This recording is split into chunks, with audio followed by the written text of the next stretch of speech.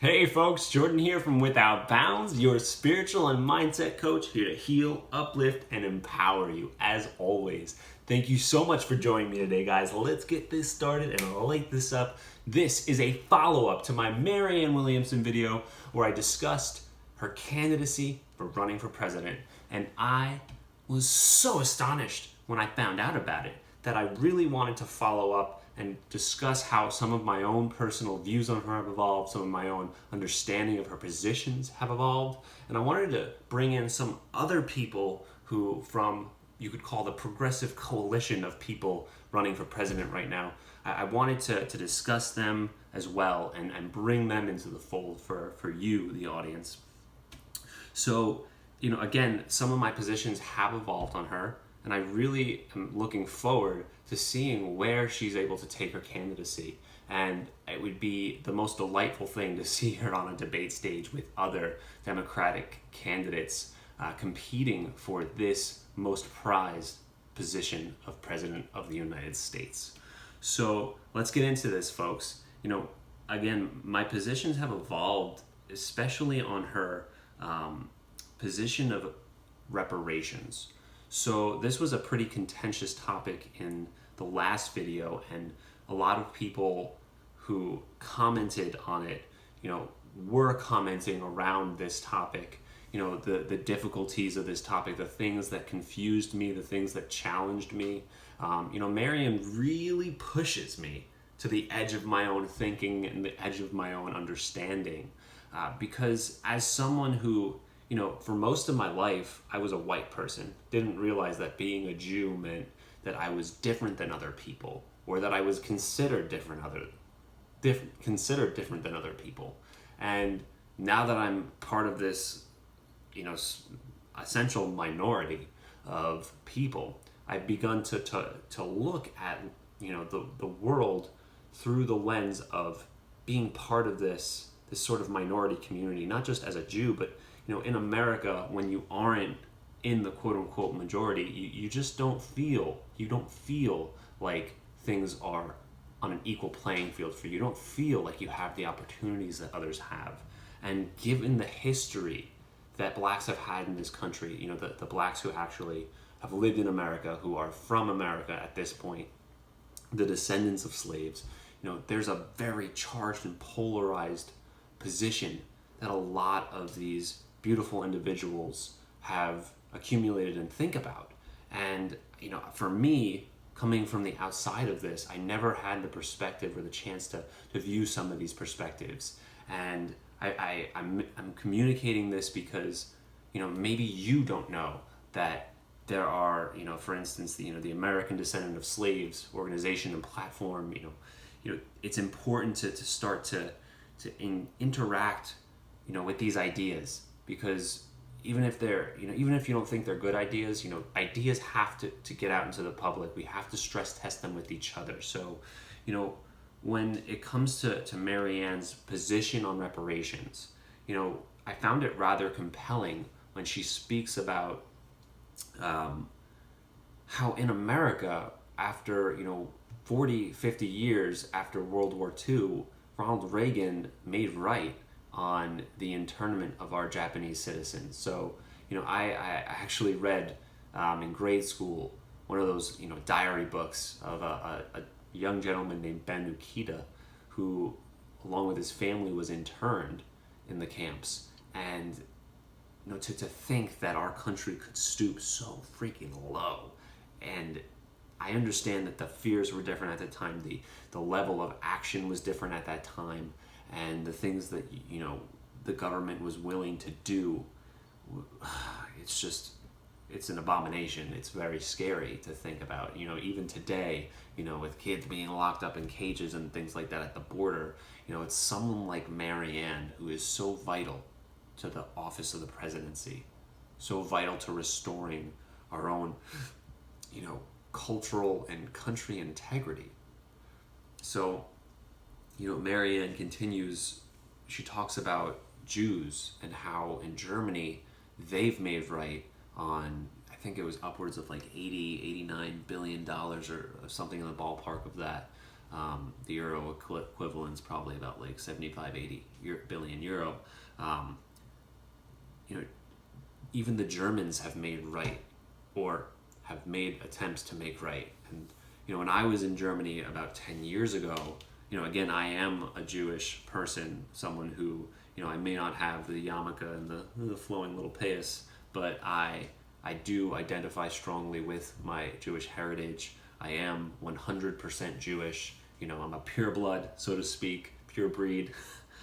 Not like I'm a dog, but you know, I can understand why identity is so important to people. Because when I was even in Israel, I could see how important identity is to people.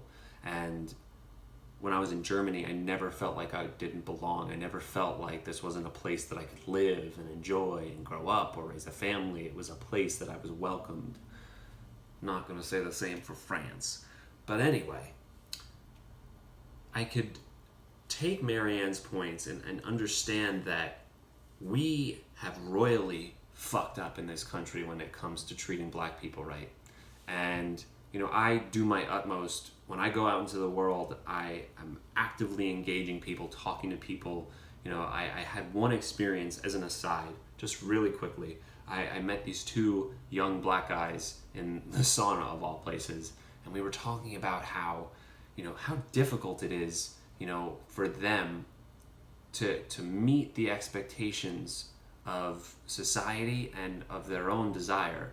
You know, whether it's being faithful to their woman and becoming strong fathers, you know, for whatever future children they have. You know, they were expressive in their own, you know, how do I put this? They communicated how difficult it is that there are so many people around them and their peers who are cheating on their girlfriends. There's so many people, there's so many of their peers who don't see fit to be, you know, the father of their children. They don't really take it seriously, and they communicated how much and how, you know, how much it means to them to be strong for their women and to be there for them. And it was so eye-opening, because I wanted nothing more than just to give them encouragement and to support them and to tell them, hey man, you have a duty and a responsibility to anyone that you decide to you know, co-create this experience with. If you're going to have a relationship, you have to decide to support them and to be there for them and to give them as much as possible. And if you're going to have a child and you're going to put another human being on this earth, it is of the utmost necessity that you give everything to that person and you don't abandon that person because that person needs you. You are vital to them. And it was eye-opening that I could meet these two individuals, these two young black men who just wanted nothing more than to make right and to move beyond whatever stereotypes and stigmas are going on when it comes to thinking about the black community and, you know, interacting with other black people. And it was so eye-opening and so refreshing because, you know, it made me realize, hey, there's a lot of false assumptions that we make about people and about communities and how much we let stereotypes inform us in the worst ways.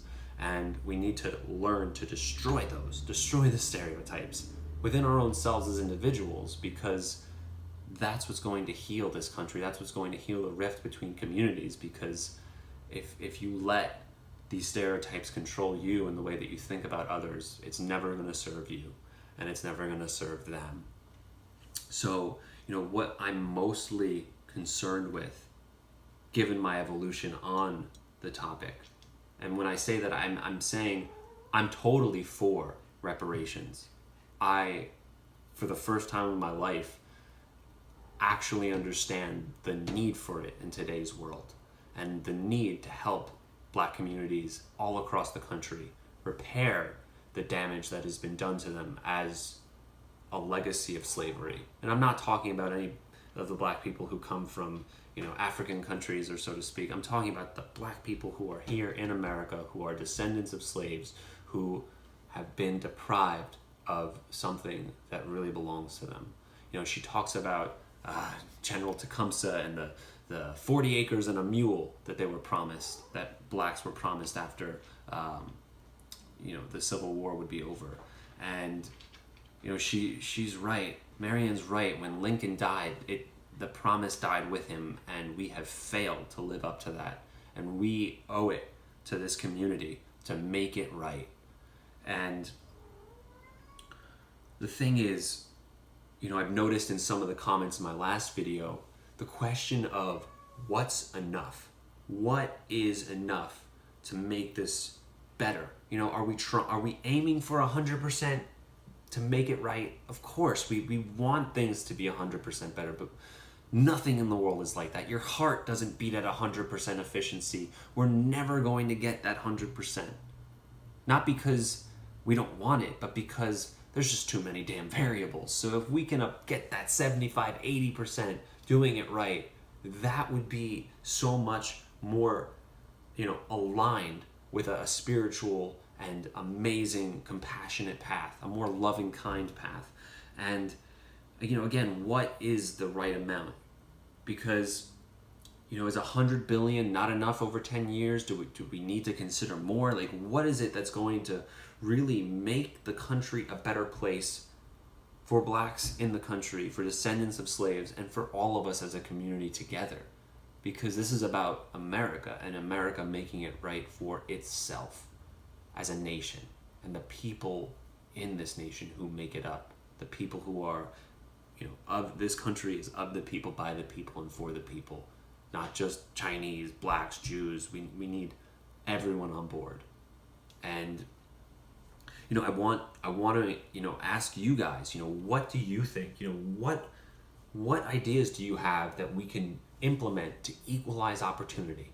Not to equalize outcomes, not to flatten out things for everyone, but to make it so that people have the access to education, access to skills, and access to communities, and access to infrastructures, and things that are going to help build those infrastructures, help build black businesses, help get loans to these communities, help get housing for these communities, help get affordable housing, help make it so that we can get rid of the institutional racism. Now, I'm not saying that America is overall an institutionally racist place, but there are so many pockets of institutional racism, places like Baltimore, even here in New Jersey, where we're trying to pass a marijuana bill, and we're getting so bogged down because we really need to move past the people who have had convictions, and they need to be forgiven, and it looks like they're going to be forgiven. So that is an institutional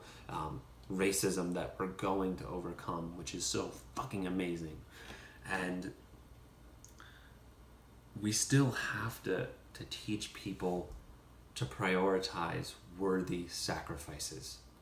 And we need to teach each other and embody as a country the need to make sacrifices for the good of us all.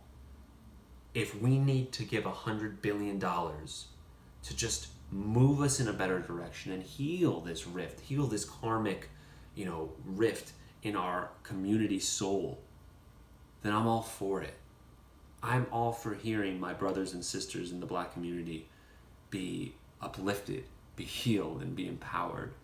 They are colored people, and it's time to add color to their lives. It's time to give them the green, people, if that's what's gonna help push this story towards a better ending.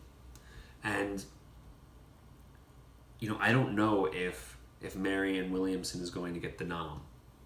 Personally, I don't suspect that she will, mainly because she's got a lot that she's up against. She's got to get 65,000 unique donors, or she's got to poll at 1% on 3 national polls up to 14 days before the Democratic national debates, whatever they are. So I'm going to leave down below a link for Marianne's website where you personally can donate at the least $1. So if you donate at least $1, you are helping make sure that she at least gets to put her ideas out there. Remember, folks, like I said before, this is about having good ideas out there, having bad ideas be stress tested, having any idea be stress tested by the community, by people who could think about them, digest them, turn it in their minds, and come to a better consensus on where it is and what it is that we need to be doing and moving toward.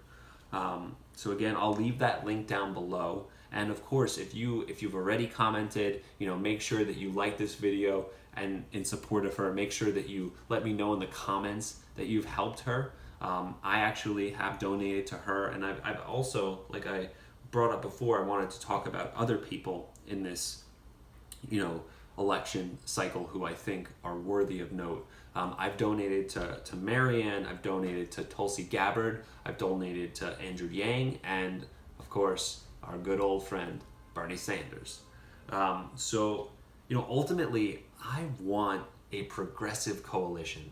I'm not someone who, is going to be super politically active over the next 2 years, but I have grown up around politics so much so that I understand that we need compassionate politicians and we need compassionate leaders, not just politicians. And when it comes to Andrew Yang, when it comes to Tulsi Gabbard, when it comes to Marianne and Bernie, you have 4 individuals who are talking about the suffering of our people, who understand that we can no longer engage in regime change wars, who want to, no longer pave a road without thinking of what it's going to be like in 10 years from now. Whether it's a metaphorical road that we have to drive down or the freaking road that's right outside. That thing is banged up and it was paved last year. We need to think about our future. We need forward thinking. In Tulsi Gabbard's CNN town hall, she mentions how there was no foresight in these wars other than to enrich the pockets of the military-industrial complex itself. Whether that was Halliburton or you name it. The fact is that we have engaged ourselves in things that just are not working and they're crumbling. Whether you're taking a ride on the New York City subway system and you're like, wow, this is a piece of shit. And you realize, wow, there is so much about this world in our country is just not competing with the rest of the world right now. The rest of the world is starting to update itself and we are lagging, and we need a leader who is going to make it right, who is going to be forward thinking, who, like Andrew Yang, sees the technologizing of this world as something to move with and not necessarily combat, but we have to combat the unnecessary consequences or the unintended consequences of technologizing. So, I'm going to leave down below also links to all of their websites where you can donate. Again, just $1. Andrew Yang has already made it. I know Bernie has made more than enough money to make the debate stage. But, just in case, maybe send $1 his way to help push him along. And again, with Tulsi Gabbard, one of the strongest anti-war voices out there, who understands, the price of war. She really needs to be on the debate stage too.